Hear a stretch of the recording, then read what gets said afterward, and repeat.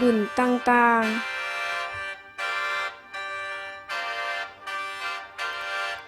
บุญธาตุหลวง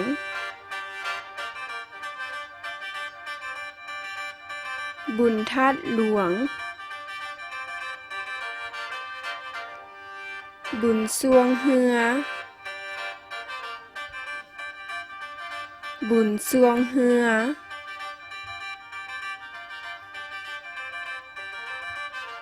บุญเข้าพรรษาบุญเข้าพรรษา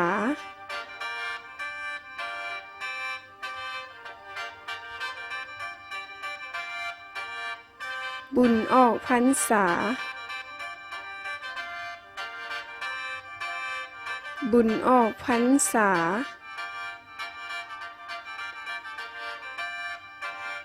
บุญบั้งไฟบุญบั้งไฟ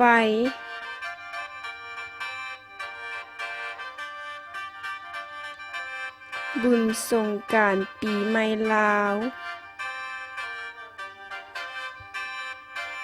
บุญสงกรานต์ปีใหม่ลาว